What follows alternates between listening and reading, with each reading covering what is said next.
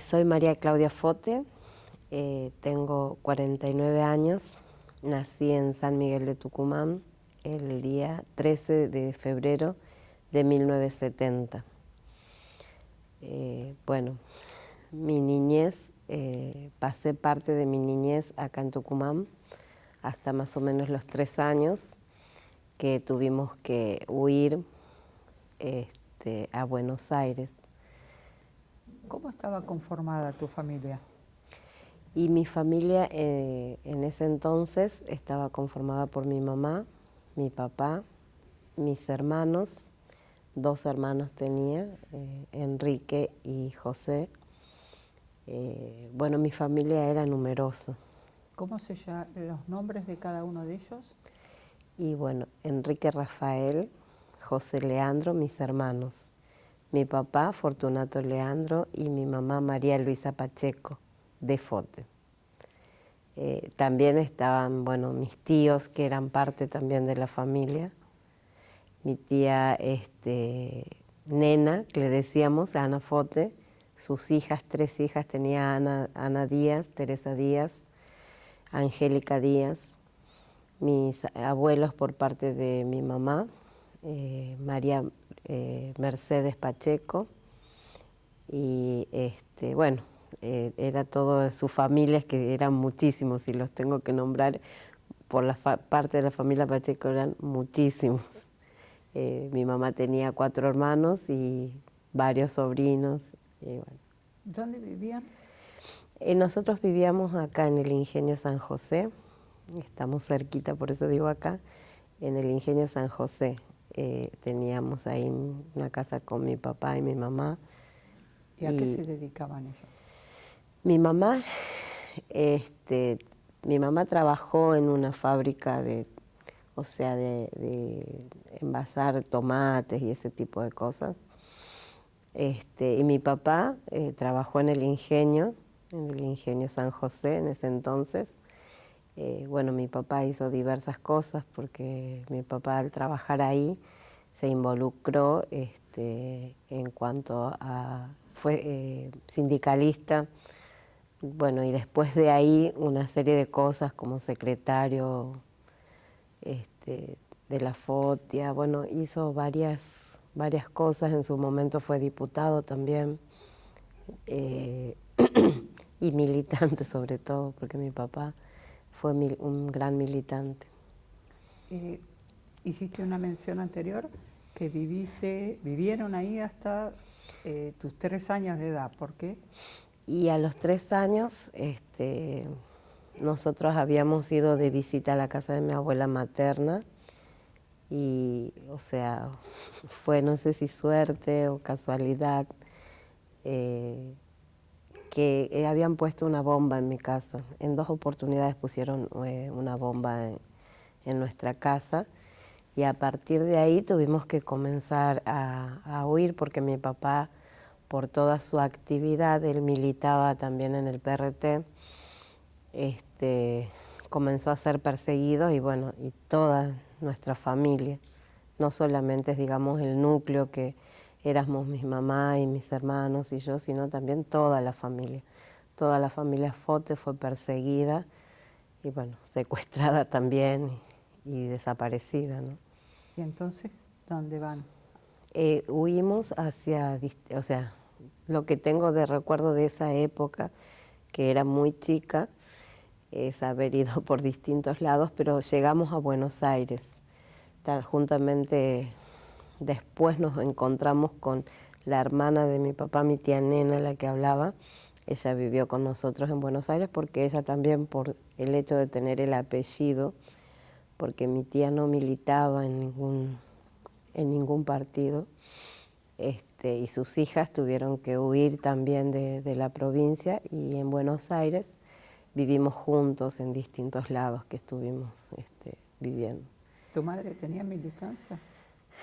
Mi mamá, lo que recuerdo era el acompañamiento hacia mi papá.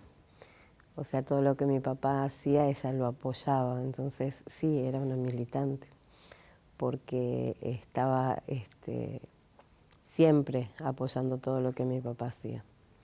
Eso es lo que recuerdo de mi mamá, pero sí tenía militancia porque el acompañar también es militar para mí, ¿no? O sea, eso es lo que...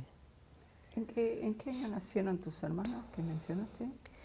Mi hermano, el más grande, en el 57 y el más chico en el 58. Se llevaban muy poquita edad. Sí, yo era la más chica de todos. ¿Y qué pasó en Buenos Aires? ¿Cómo fue esa convivencia desde los 3 años en adelante? La verdad que desde mi niñez yo era feliz. Tenía mis padres, tenía mis tíos, éramos muy unidos. Recuerdo navidades, fiestas,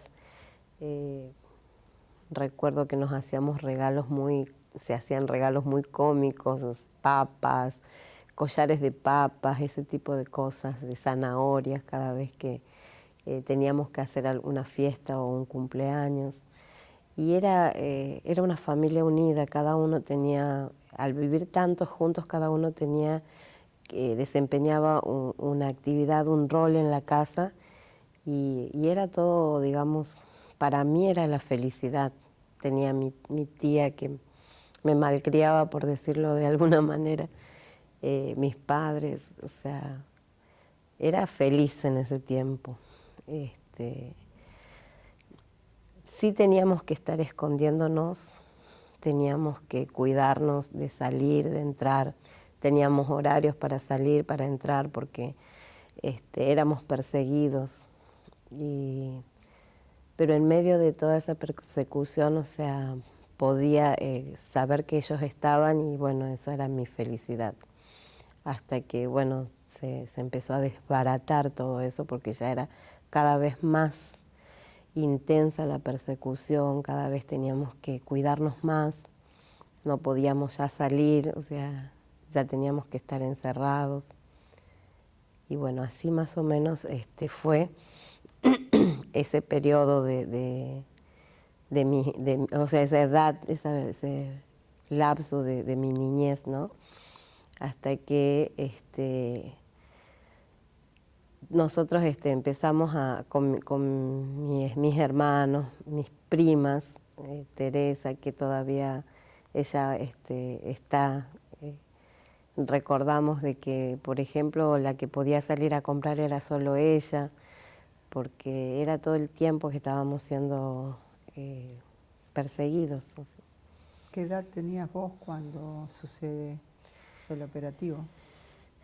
Nosotros fuimos a vivir en José León Suárez cuando nos fuimos desde acá. Primeramente estuvimos en Santos Lugares, estuvimos un periodo corto ahí, después fuimos a vivir a José León Suárez. Cuando vivíamos en ese lugar, yo ya tenía más o menos 6 años. No, o sea, más o menos no tenía 6 años. Y recuerdo que una mañana mi papá salió, iba hacia la estación de tren y mi papá nunca más volvió. Mi papá lo secuestraron, mi mamá se enteró. Yo era muy chica en ese tiempo. ¿Qué fecha fue eso? El 2 de diciembre del año? 76.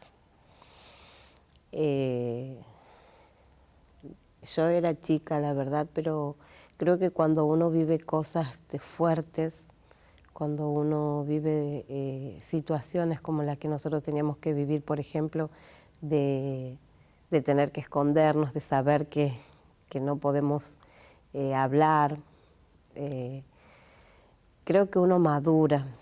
Y con esa edad, a la noche, cuando mi mamá y todos en casa hablaban con mis tías, yo ya sabía que a mi papá lo habían secuestrado porque nosotros nos teníamos que cuidar, entonces sabía que había pasado una cosa así.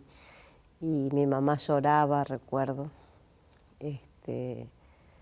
porque ella se había, no sé si ella, cómo, no tengo la certeza de cómo ella se enteró de que a mi papá lo habían levantado, lo habían secuestrado.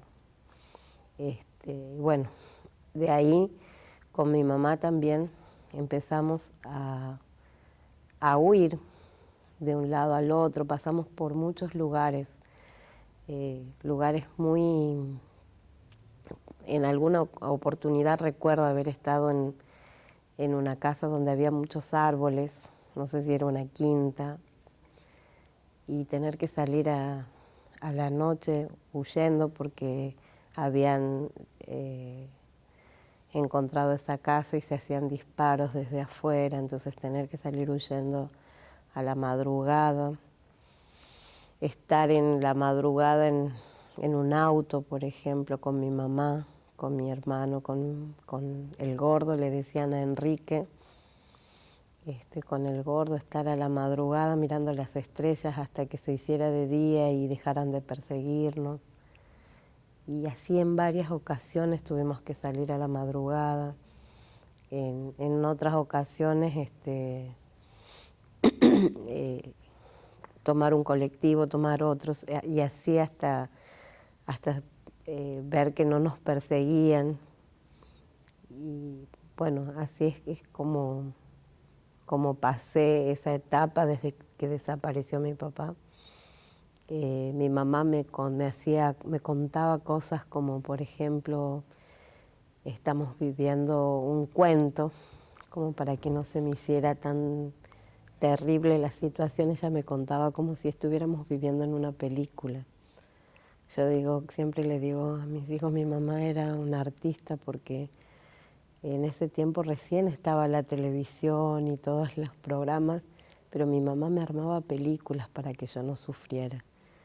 O sea, tenía una imaginación de decirme, estamos en un cuento y tenemos que huir porque va a venir el rey a buscarnos, y cosas así hacía mi mamá que la recuerdo o sea, lo recuerdo como si fuera hoy, digamos, esos cuentos, esas historias que me contaba para hacerme sentir que en la estrella, por ejemplo, cuando teníamos que estar a la intemperie, escondiéndonos, ella me decía que la estrella nos estaba mirando y que en algún momento iba a venir el rey a buscarnos porque teníamos que seguir una estrella, hacía todo una historia, digamos. ¿Y cómo lo vivía Para vivirlo, sí. tu hermano? Mis hermanos eran más grandes. Ellos, digamos, también era como cuidarnos, se sentían con la responsabilidad de cuidarnos. Ellos eran más grandes y ellos creo que lo vivieron desde otro lado, desde la responsabilidad, desde el temor también. O sea, yo no llegué a sentir ese pánico, ese miedo que quizás habrán sentido ellos por lo que hacía mi mamá. O sea, yo sí tuve miedo, pero mi mamá se ocupaba de sacarme ese miedo. ¿Cuánto tiempo duró ese periodo? Yo calculo, no tengo exactamente el tiempo exacto, pero calculo más o menos un año, porque en el 77 nosotros nos fuimos, después de andar huyendo un buen tiempo. Te quería contar en el tema de que después que lo desaparecen, lo secuestran a mi papá, porque no es que mi papá desapareció como por arte de magia, lo secuestraron. Mi familia, que vivíamos todos con mi tía, mis primas, en José León Suárez, o sea, comenzamos cada uno a irnos por distintos lados. Mi tía la puso a trabajar cama adentro a mis primas que eran chicas, tenían entre 14 y 15 años. Y así, o sea, la otra tuvo que huir a un lado y así se desbarató totalmente la familia. Y dejé de verlas a mis tías, a mis primas. Quedé mi mamá y mis hermanos. En un año más o menos más, o sea, un tiempo, nos vamos a vivir a San Martín. ¿Provincia de Buenos Aires? En la provincia de Buenos Aires, sí. Y ahí volvemos a estar con mis hermanos, y mi hermano estaba con su novia, Mónica García, una hermosa chaqueña era, muy linda mi cuñada. Y recuerdo que nosotros estábamos tan contentos porque Mónica estaba esperando un bebé. Y ahí volvimos a juntarnos en ese lugar con mis hermanos. Estaba Mónica, estaba la mamá de Mónica y estaba Lucía Pintos, que ella se había ido desde acá de Tucumán con nosotros. Y estaba su hijito Ramón Ángel viviendo en ese lugar. Y yo calculo desde que desaparece mi papá más o menos un año, una mañana, a las 5 de la mañana, comenzaron a golpear las puertas. Era esos gritos de abran la puerta, somos la policía, decían. Y entraron a casa, o sea, un montón de personas, era un operativo muy grande. Y bueno, allí es donde secuestraron a mi mamá, a mis hermanos, a Mónica, a Lucía. Entraron gritando con armas, con muchas armas, rompieron toda la casa, se llevaron todo lo que había en casa y sacaron a mi mamá, la pusieron a todos así contra la pared en la habitación de mi hermano. Y bueno, lo sacaron a mi mamá, la sacaron de camisón, nunca voy a olvidar de esa cosa que era en agosto, fue en agosto que se llevaron a mi mamá. Y ella se fue de camisón y yo siempre pensaba, o sea, debe tener frío, porque la sacaron así como estaba. Y mis hermanos, o sea, también salieron desabrigados porque lo sacaron de la cama, estábamos durmiendo. Mónica también estaba de camisón, ella logró ponerse una campera. Y bueno, me hicieron preparar una valija para Ramón Ángel, que es el hijo de Lucía. Ramón Ángel Pintos, también, y me hicieron que lo alzara a Ramón Ángel y me llevaron hacia una vecina, una viejita que vivía al lado de nuestra casa. En esto que yo salí, era tanto esta cosa de querer saber qué es lo que hacían con mi mamá, con mis hermanos, que ellos me llevaban tapándome los ojos con las manos. Y bueno, en esta cuestión de querer saber, me hacía como que se me caía Ramón Ángel y me soltaron las manos y vi los camiones del ejército, vi Falcon, había varios vehículos en la calle al frente de mi casa. ¿Qué fecha fue eso? Eso fue en agosto del año siguiente, del 77. Por eso digo más o menos un año desde que secuestraron a mi papá. ¿Qué pasó con vos y Ramón? Sí, Ramón Ángel tenía más o menos un año y 2 meses, estaba aprendiendo a caminar, yo recuerdo, le enseñaba a caminar. ¿El vínculo de ustedes con la mamá era? Ella, Lucía, en su momento me cuidaba a mí como mi niñera, pero acá en Tucumán. Y luego, o sea, ella se encariñó tanto con la familia que se fue con nosotros a Buenos Aires. En sí era un vínculo más de familia que de otra cosa, porque ya no trabajaba, yo ya era grande, ya no era mi niñera, digamos. Es más, ella trabajaba en otros lados.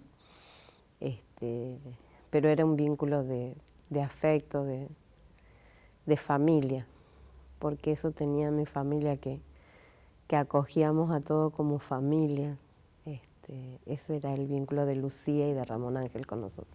¿Entonces los llevan a dónde? Nos llevaron a la vecina y estuvimos ahí, como esto fue como a las 5 de la mañana. Estuvimos en la casa de esta vecina. Ramón Ángel lloraba muchísimo porque no teníamos la leche. La vecina empezó a conseguir de los otros vecinos leche hasta que lo hicimos callar y estuvimos ahí hasta cerca del mediodía. Al mediodía vino un patrullero y nos llevó a Ramón Ángel y a mí hasta una comisaría de la zona. Y recuerdo que era la comisaría de la zona porque cuando nosotros bajábamos del colectivo con mi mamá pasábamos por esa comisaría. Por eso sé que es la comisaría de la zona. ¿De San Martín? De San Martín, sí. ¿Y ahí qué sucede con ustedes? Bueno, estuvimos un tiempo, o sea, unas horas en ese lugar. Ramón Ángel lloraba. En un momento vino una señora llamada Susana. Recuerdo porque la llamaron y dijeron: Susana, agarra al nene. Y ella agarró a Ramón Ángel y se lo llevó. Y yo quedé un poco de tiempo más ahí. Y después vino el que sería un juez, o sea, yo no sé el nombre, no recuerdo porque tampoco creo haber escuchado el nombre de él, pero sí que le decían señor juez, o sea, no sé si habrá sido un apodo, no lo sé, pero me llevó a su casa y estuve ahí también un tiempo que no sé determinar cuánto, si eran meses o cuánto tiempo fue. No fue años porque después ya estuve de nuevo con mi familia, ¿no?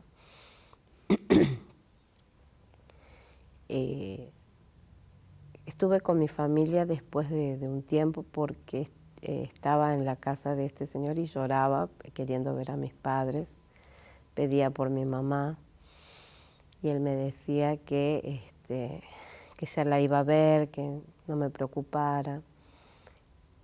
Vivía ahí otra nena que habrá sido su hija. Yo jugaba con ella en algunos momentos, pero yo todo el tiempo quería verla a mi mamá. Y después de un tiempo, recuerdo que él me preguntó si yo recordaba de mi familia, si yo sabía dónde estaba mi familia. Y me acordé que mi mamá me enseñaba, si a nosotros nos pasa algo o nos llevan, nosotros tenemos familia en Tucumán, o sea, mi abuela, y tenemos tu tía que vive en San Pedrito 69. Pero me decía, no, trata de no decir ni bien nos secuestren porque la podemos poner en peligro, espera un tiempo, me decía. Y yo creí que ya era el tiempo prudencial para decir, entonces dije que mi tía vivía en San Pedrito 69, era la hermana de mi mamá. Y ese hombre me llevó hasta ese lugar, habló con mi tía y le preguntó si quería hacerme quedar a mí, y mi tía le dijo que sí, y bueno, a los días me entregó en el juzgado de San Martín. Por eso también supongo y digo que él era un juez, porque él me entregó en el juzgado a mi tía. Y bueno, desde ahí comencé a viví con ella un tiempo también, y después mi abuela materna me fue y me retiró y estuve con mi abuela materna toda lo que me quedaba de niñez y mi adolescencia. Y bueno. ¿En dónde viviste con tu Acá abuela? en Tucumán mi abuela me buscó desde aquí. O sea, me buscó de Buenos Aires y me trajo a vivir acá en Tucumán. Sí. ¿Con ella viviste el resto de tu infancia? ¿Fuiste a la escuela? Sí, fue muy... A mí me habían cambiado el nombre. Yo me llamaba Claudia Foretti, me habían puesto. ¿Quién?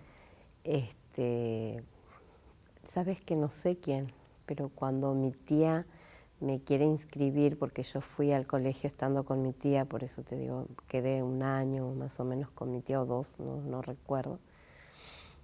En el colegio me habían tenido que anotar como Foretti. No. ¿Cambiaron tu documento? Sí, sí. Entonces fui al colegio como Foretti y cuando vine acá a Tucumán fue una de las cosas que más me impactaron de mi abuela y mi abuela dijo, vos sos Fote, yo no te voy a anotar con otro apellido. Hizo el cambio de documento y me anotó como Fote acá en el colegio. Ya era 4º grado que tenía que anotarme. Recordanos el nombre de tu abuela. María Mercedes. Ella, bueno, fue muy... Mi abuela lloraba todas las noches por mi mamá y por mis hermanos, mi papá. Ella fue una gran mujer. Me acuerdo que fuimos en alguna oportunidad al comando radioeléctrico que ahora funciona en los tribunales en ese lugar, a preguntar si sabían algo de mis padres y un soldado que estaba ahí la pateó y le rompió los meniscos. Y ella nunca se hizo tratar ni se hizo ver y después ella tenía su pierna torcida porque se le había deformado tanto y ella tenía su pierna torcida por el golpe que le dio a esta persona porque le dijo que dejara de andar preguntando tonteras, le dijo. ¿Tu abuela o parte de tu familia hizo alguna búsqueda, presentó habeas corpus en esos momentos? Mi mamá, cuando fue lo de mi papá, presentó ella el habeas corpus de mi papá. Y después la que se encargaron de eso fue mi prima Ana Díaz, que es la que vivía conmigo, y su mamá de hacer el tema de habeas corpus y todo eso. Sí se hizo todas las presentaciones. ¿Tenía alguna profesión tu madre? Mi mamá en ese tiempo trabajaba de modista, pero mi mamá acá había estudiado y le quedaba poquito para recibirse de maestra. Sí, pero ella ya tuvo que trabajar de modista, recuerdo perfectamente eso. ¿Cómo fue tu llegada acá a la escuela, en comenzar, me imagino, una escuela primaria o una parte de la escuela primaria, con tus compañeros, con las maestras?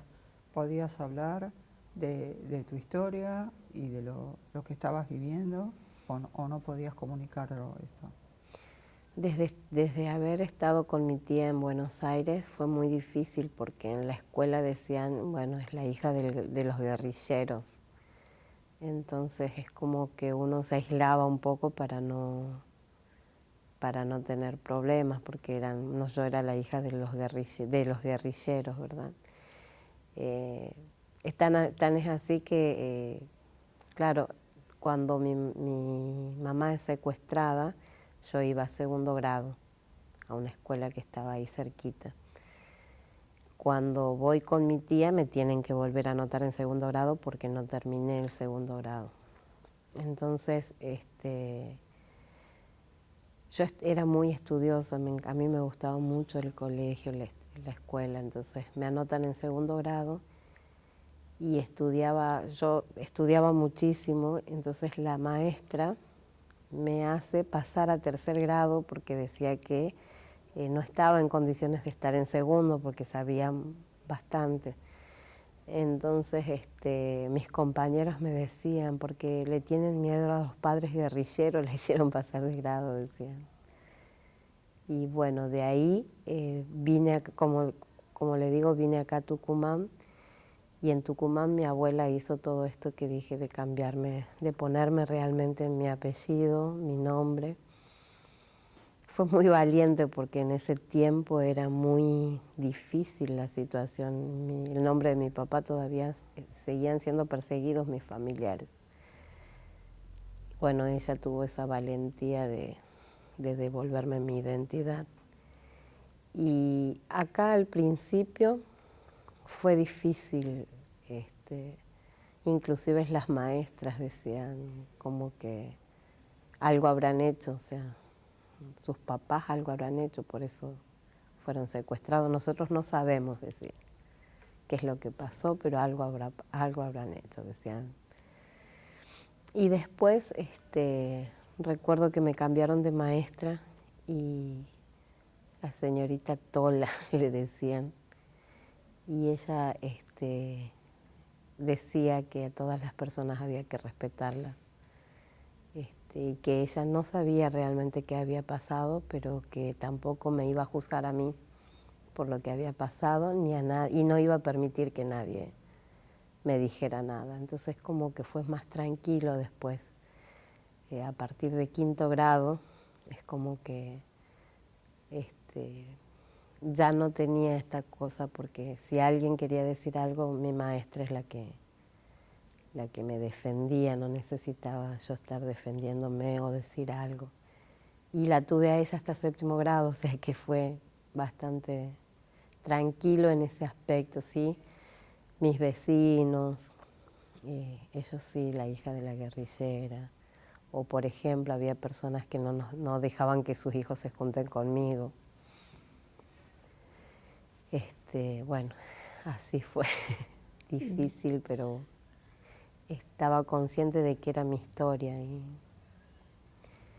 y yo no sé si es algo que llevamos en la sangre. Yo no quería cambiar mi historia, yo no quería mentir quién era, no sé si porque yo ya sentía orgullo de mis padres, no me importaba no juntarme con esto o con aquel. Si ellos no lo entendían era su problema.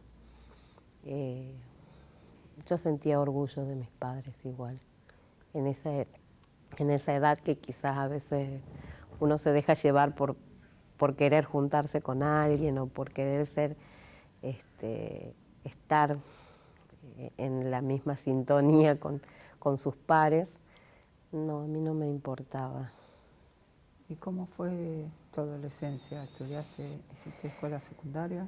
Sí, fue difícil porque la niñez también, a pesar de todo esto que yo cuento, fue difícil porque mi abuela lloraba todo el tiempo por mi mamá y por mis hermanos.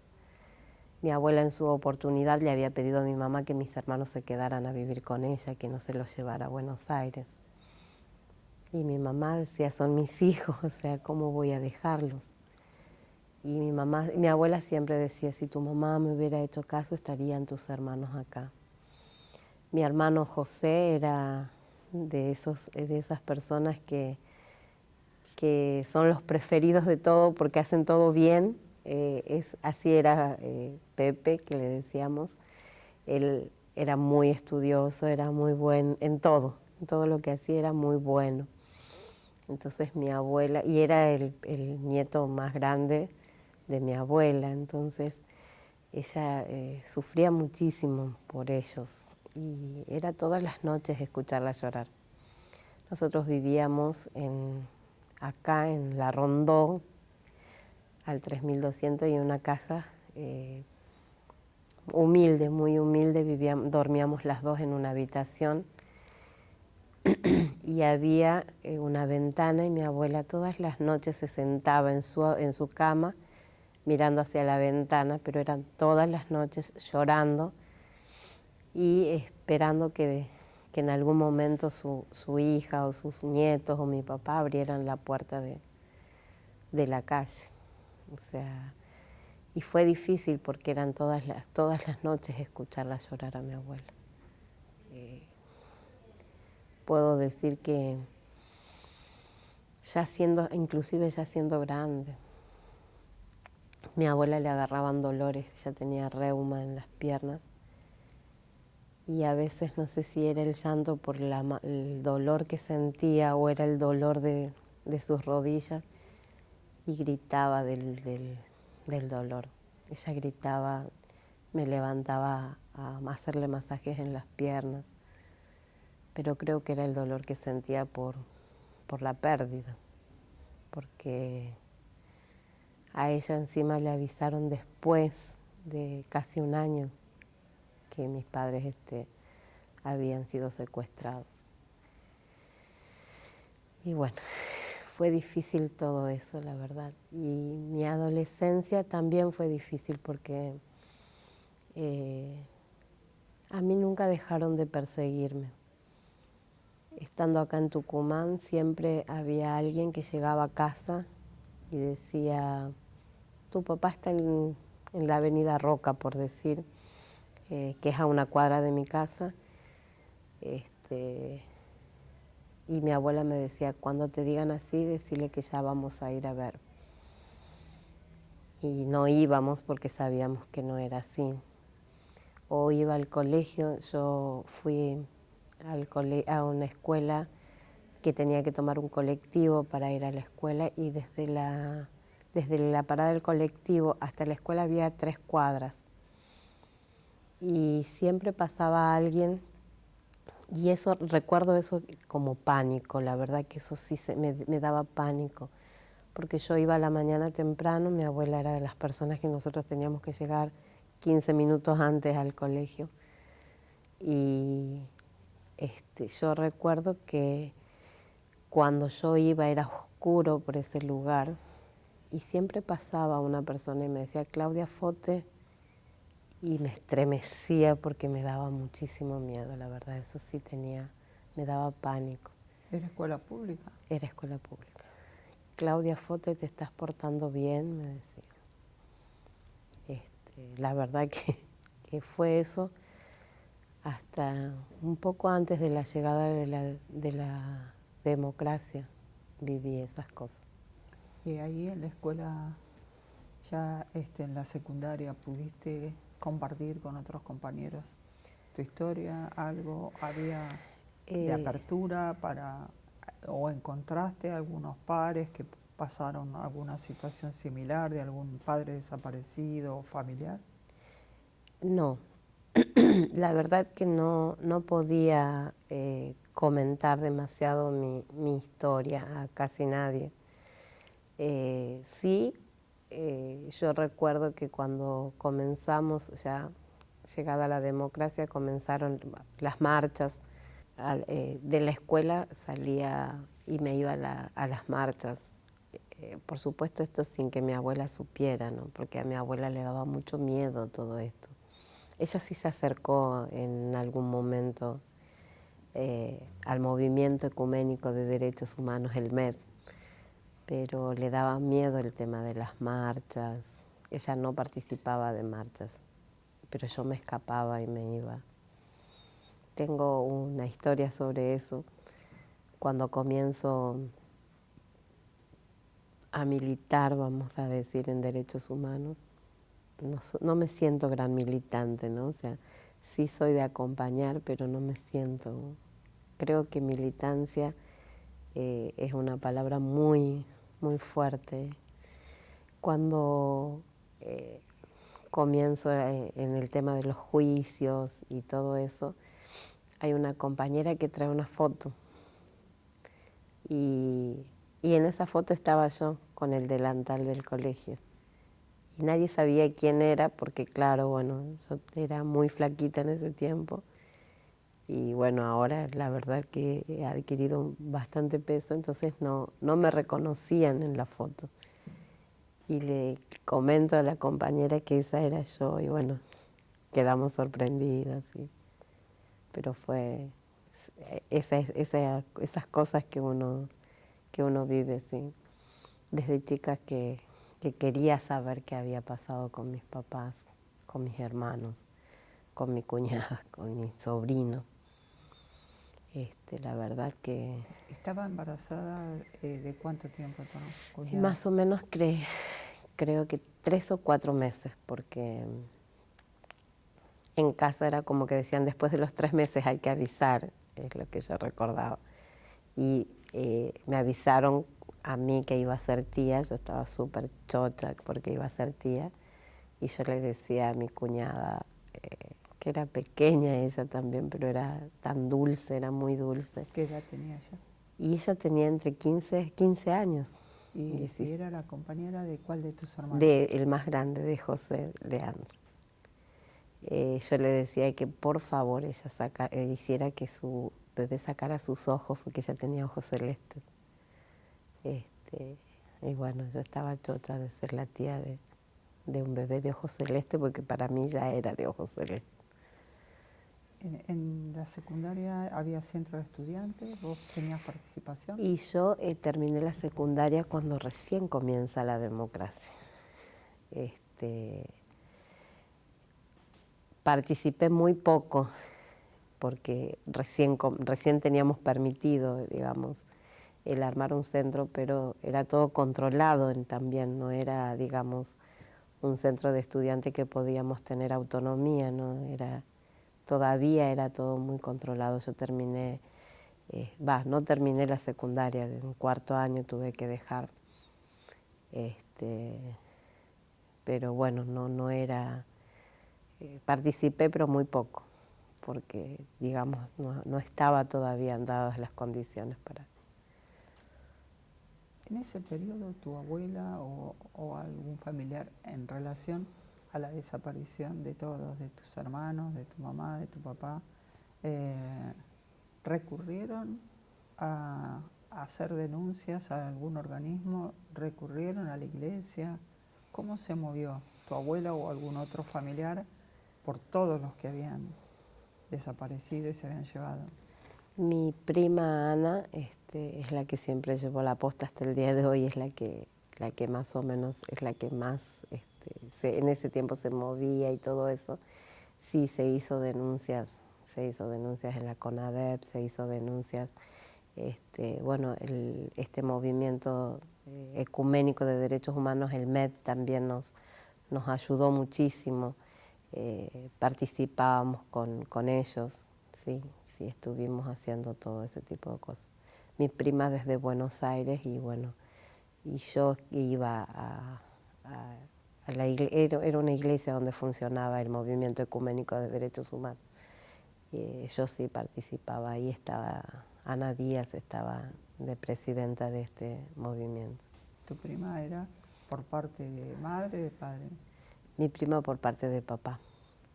Sí, ella también fue secuestrada, también la torturaron, bueno, vivió muchas cosas terribles también. ¿Y después la liberaron? Después la liberaron, sí. Ella fue un periodo corto que estuvo. Bueno, ¿cómo continúa tu vida después de que terminas la escuela secundaria? ¿Estudiás No algo logro más? terminar mi escuela secundaria porque me quedé embarazada. Bueno, eso es una historia también bastante traumática de mi vida también. Tengo a mi hija soltera, Leila se llama mi hija, en el 87, y yo tendría que haber terminado el secundario en ese momento, digamos, en el 87. Y para ese tiempo estar embarazada en un colegio no era aceptable, entonces me pidieron que dejara el colegio porque estaba embarazada. Y bueno, dejé el colegio y tampoco mi abuela tenía los medios como para mantenerme con mi hija, así que tuve que salir a trabajar para mantener mi hija. Y bueno, esa fue, digamos, terminé el secundario tiempo después, bastante tiempo después, sí. Así que terminé, me decían cómicamente que había tenido el diploma, pero bueno, tengo mi hija de 32 años ya. Y comencé a trabajar y bueno, ahí sí ya tenía más libertad para ir si quería unas marchas y a donde yo quisiera, porque bueno, ya era un poco más podía decidir un poco más. En algún momento, al comienzo de la democracia o en el periodo de gobierno de Alfonsín, vos decís, Ana, tu prima, fue a declarar a la CONADEP. Sí, bueno, nosotros también, mi abuela también. Ajá. O sea, ella es la que tomaba la posta, es lo que digo. Ella es la que decía, bueno, tenemos que hacer esto. Y bueno, mi abuela iba, también lo hacíamos. En ese periodo, ¿se enteran ustedes de los centros clandestinos de detención que existían? ¿Pudieron tener algún dato de tu familia, donde pudieron haberlos llevado, dónde estaban? Únicamente pudimos saber sobre mi papá, porque mi papá pasó por varios centros clandestinos acá en Tucumán. a mi papá se lo vio acá en Tucumán. O sea, es como que, bueno, lo secuestraron en Buenos Aires, pero lo trajeron acá a Tucumán. Mi papá pasó por la escuelita de Famaillá, por Nueva Baviera. Mi papá pasó también por la jefatura de policías. También estuvo en el Arsenal Miguel de Ascuénaga. A mi papá hay testigos que lo vieron en todos esos lugares. Nueva Baviera es un... El Contame ex un poquito. ingenio, claro, el ex ingenio Nueva Baviera. Él estuvo detenido ahí porque ahí también hubo un centro clandestino de detención, sí. Él estuvo ahí, lo vieron varios compañeros que declararon en distintos juicios, ¿no? En la escuelita de Famaillá también lo vieron, también hay testimonios.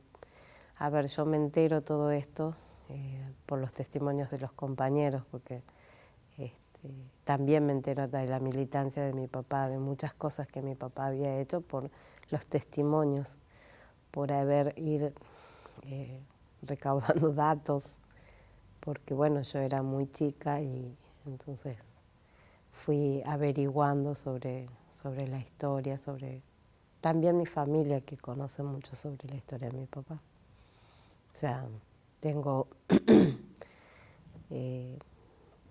mi primo, el esposo de mi prima, él también fue un gran militante, Mario Rodríguez,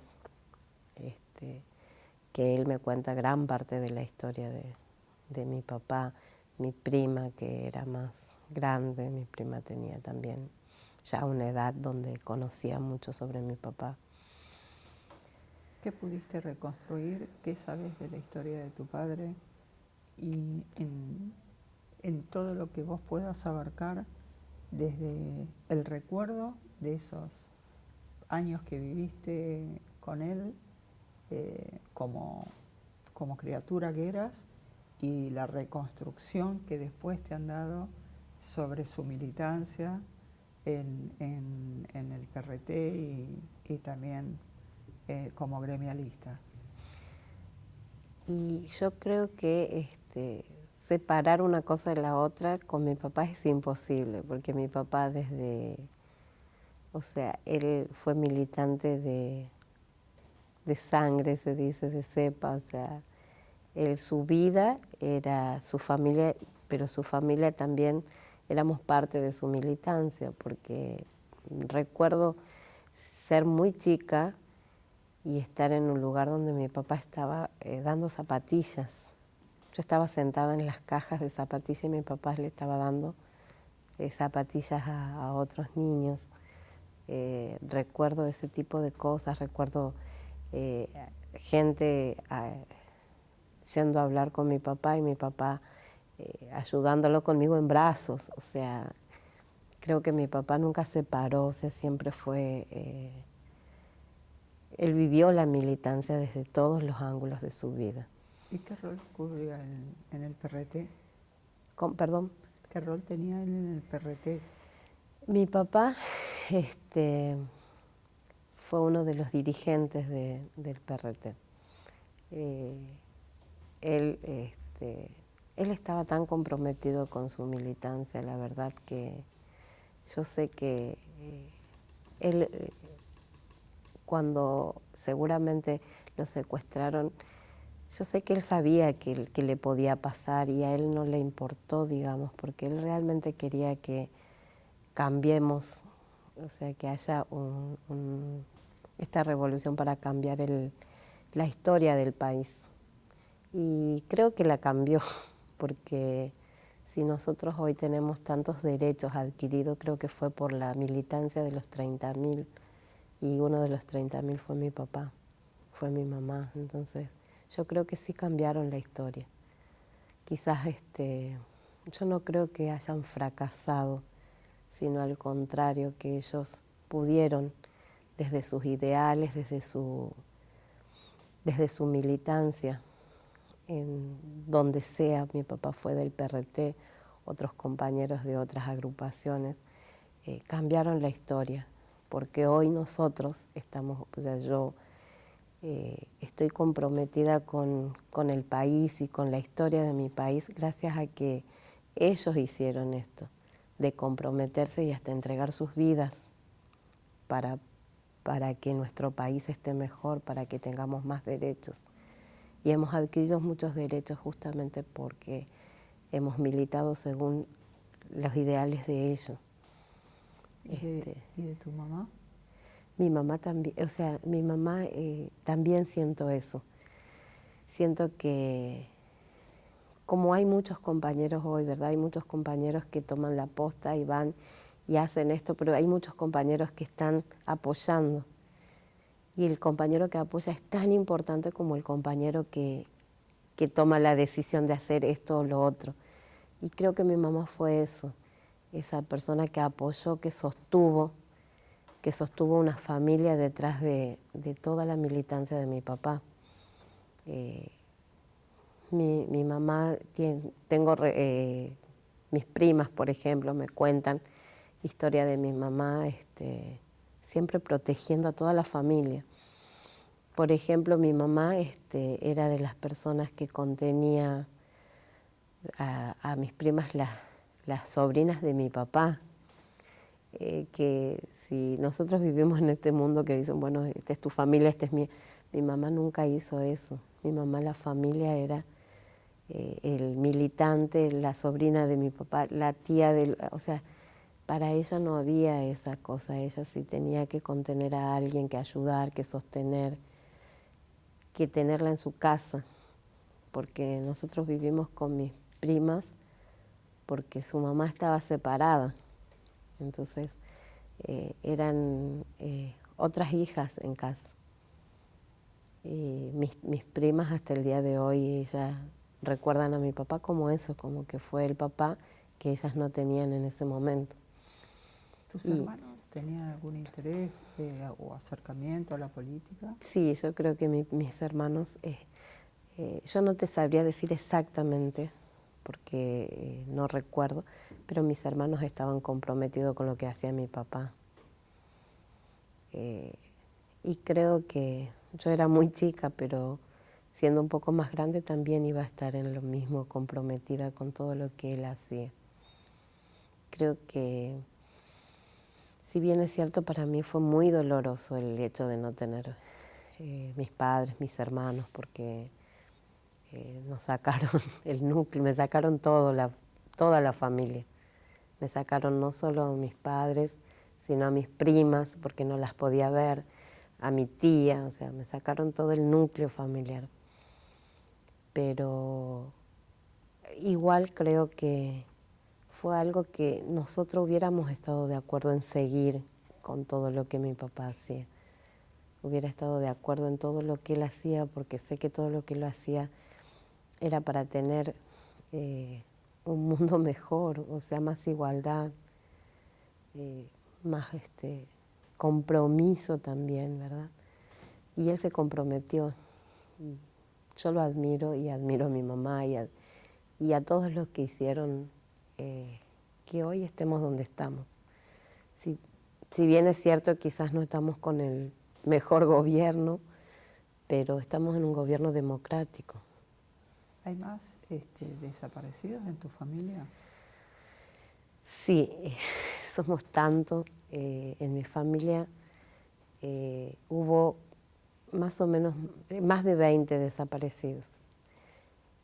Algunos fueron secuestrados, desaparecidos y luego volvieron. Por ejemplo, tengo el hermano de mi papá, Juan Fote. Él fue secuestrado, estuvo detenido y después, bueno, lo dejaron en libertad. Y él murió hace 2 años de un cáncer en el estómago, pero el médico le dijo que eso fue un golpe que él tuvo hace muchísimos años. Y mi tío siempre decía que a él lo habían golpeado en la boca del estómago, le habían pegado muchas patadas. Y para mí él también, o sea, su muerte también fue parte de lo que le habían hecho. Pero él estuvo más o menos 10 años secuestrado, torturado y todo lo demás. Y así muchas de mi familia, Mario Rodríguez, mi prima Ana fue también secuestrada, pero después está en libertad ahora. Teresa Sosa, Pepino, que es el hermano de Teresa Sosa, José Sosa, y así tengo muchísimas familias de parte de mi papá, de parte de mi mamá también. Sí, son muchísimos los desaparecidos en mi familia. A partir del momento que se derogan las leyes de obediencia debida, punto final e indulto, que fueron dados en el periodo del gobierno de Alfonsín y luego indulto en el periodo de Menem, en el periodo de gobierno de Néstor Kirchner,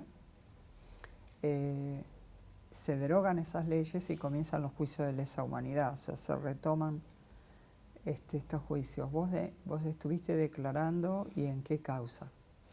Sí, yo declaré en la causa de Jefatura Arsenales 2, donde bueno, se hizo el juicio también por mi papá.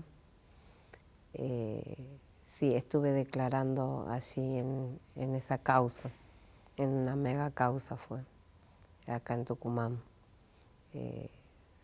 Sí, declaré y bueno, juntamente con muchos compañeros y bueno, ahí también me enteré de muchos testimonios, porque por medio de los distintos juicios, ¿no? A partir del 2010, cuando se comienza acá con el juicio en contra de Bussi, el juicio de Vargas Aynaz. ¿El juicio? Que se juzga el caso de Vargas Aynaz. Desde allí que voy recopilando toda la información sobre mi papá, porque de lo único que supe por medio de los juicios es sobre mi papá, sobre las distintas personas que lo vieron a mi papá. En estos juicios también hubo una persona de apellido Pérez que declaró también sobre mi cuñada, sobre Mónica, que él dice que era la nuera de Fote, que estaba embarazada ya a punto de dar a luz, que la vieron acá en Tucumán en el hospital militar. Así que bueno, por eso es que también estamos buscando a mi sobrino. ¿Pudiste comprobar si era ella? La verdad que no pudimos comprobar que si era exactamente ella, porque esta persona asegura que ella era la nuera de Fote, y que le decían la panzona. Pero después, o sea, hay otra persona que dice ser la panzona, entonces como que quedó eso como sin poder saber exactamente, porque busqué hablar con Pérez y no pude, o sea, no me recibió, hablé con él, pero nunca pudimos encontrarnos. ¿Y la búsqueda de tu sobrino la hacen a través del Banco Nacional de Datos? Sí, del CONADI, sí. Sacamos las muestras de sangre y todo eso, sí, se hizo todo. Y estamos al pendiente, sí. ¿Cómo continúa tu vida? ¿Cómo es tu vida hoy? Y bueno, desde que tengo 5 hijos.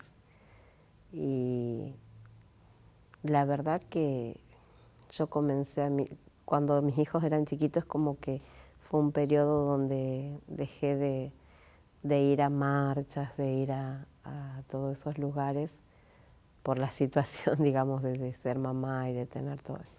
Pero cuando ellos crecieron un poquito volvimos y toda mi familia me apoya, mi marido, mis hijos. Tengo hijos mis nietos, tengo 4 nietos que van a todas las marchas, que se saben todas las canciones, que juegan a ir a la marcha del 24.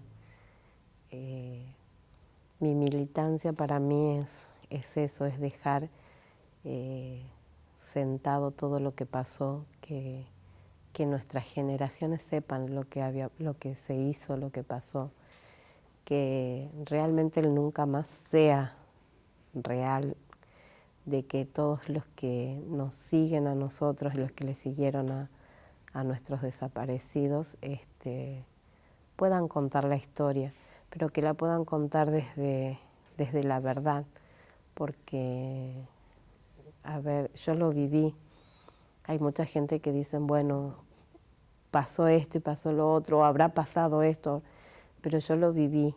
Entonces contarlo y tratar de contarlo a todas las personas que más, o sea, a la mayor cantidad de personas, la verdad, porque nosotros no estamos mintiendo, no estamos diciendo algo que no nos pasó.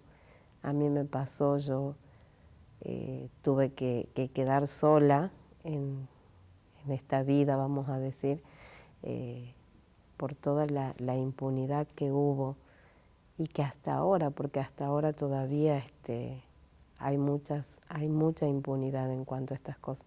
Pero la verdad que estoy contenta por la lucha que hay también, porque si bien es cierto, todavía están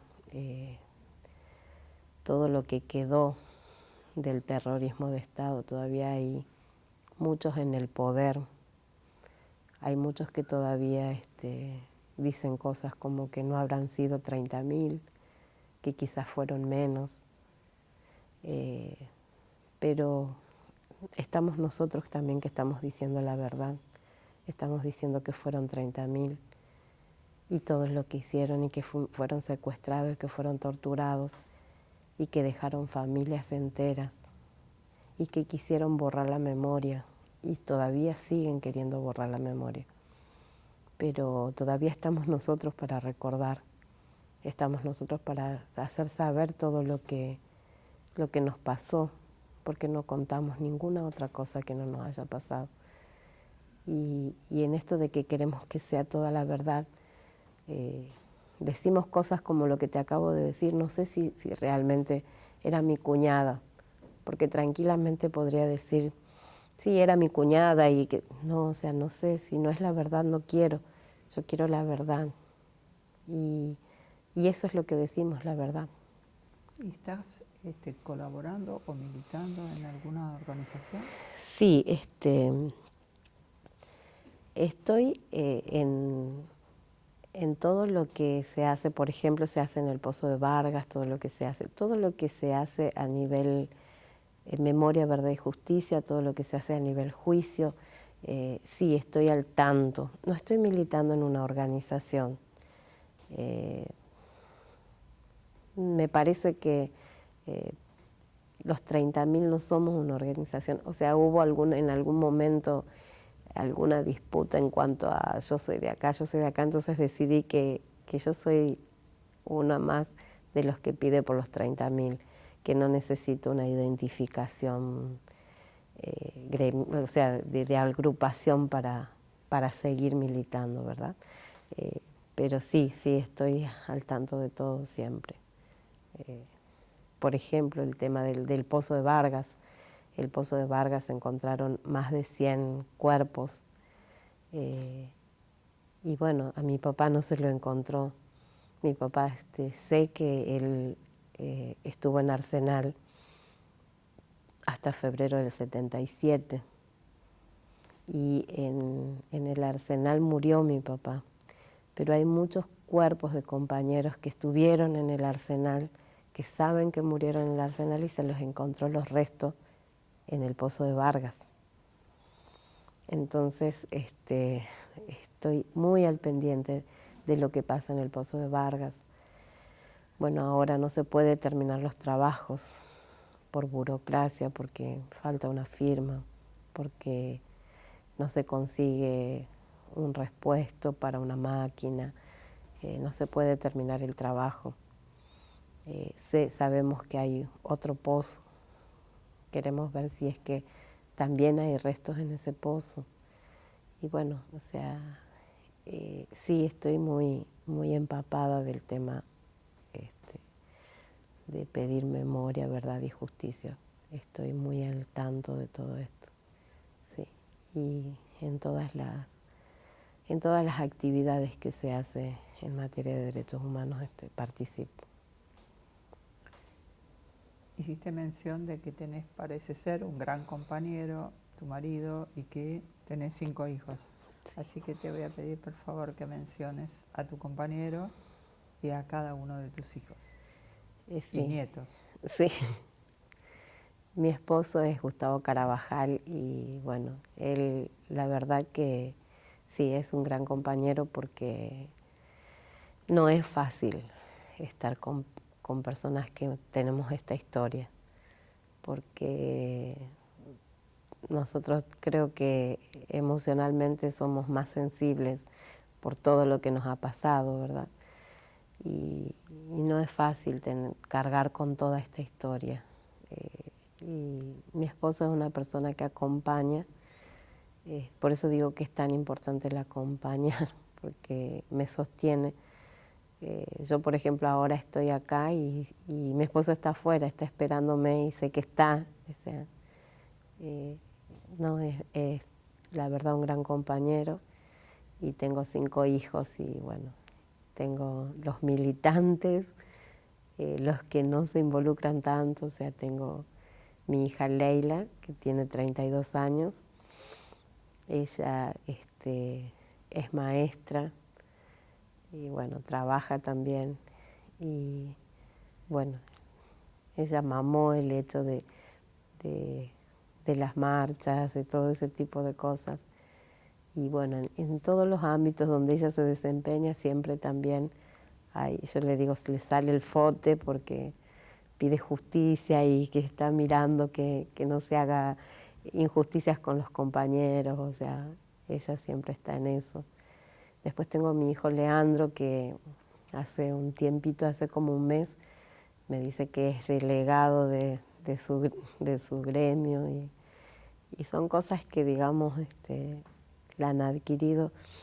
Llevamos la herencia, como decimos, en la sangre, pero también es del hecho de hablar y de que nosotros queremos un lugar más justo, un país, una sociedad más equitativa, más igualitaria. ¿Qué edad tiene Leandro? Leandro tiene 28 años, Leila 32. Después tengo a Nahuel, que él es más tímido, él no se involucra demasiado en cuanto a marchas y esas cosas, pero sí es la persona más bondadosa que existe, o sea, él también, si hay injusticia está ahí, y bueno. ¿Qué edad tiene? Él tiene 24. ¿Y después viene? Después tengo Priscila de 23, son re seguiditos, parecían mellizos cuando eran chiquititos. Y ella sí, ella está involucrada en todo lo que es la política, le gusta mucho la política.